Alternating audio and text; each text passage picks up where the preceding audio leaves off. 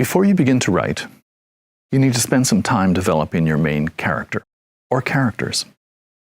Your characters can be based on anything or anyone, but I would highly recommend that you base them on someone you know or have experienced in some way. And I highly recommend against basing your character on an existing character in a book or a movie or a TV show. Better to base them on a relative or friend or someone you met once or even someone you overheard in a coffee shop.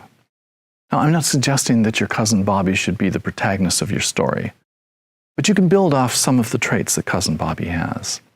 The way he speaks, his passion for video games, his careless driving, his fear of commitment. Take something real and develop it. Just as you need to develop your overall idea, you need to develop your main characters and all other characters. There are no bad characters, just poorly developed ones.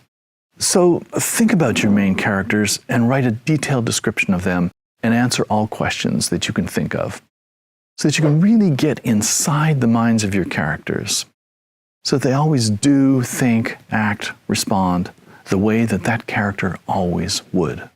So who is that person who just moved to a new city? What's their name? How old are they? Are they married? Do they have children? Are they likable? What's their job? Special traits. Are they a loner? Carrying around the effects from a past experience, like a relationship, a betrayal, a lost love, a bad choice in life?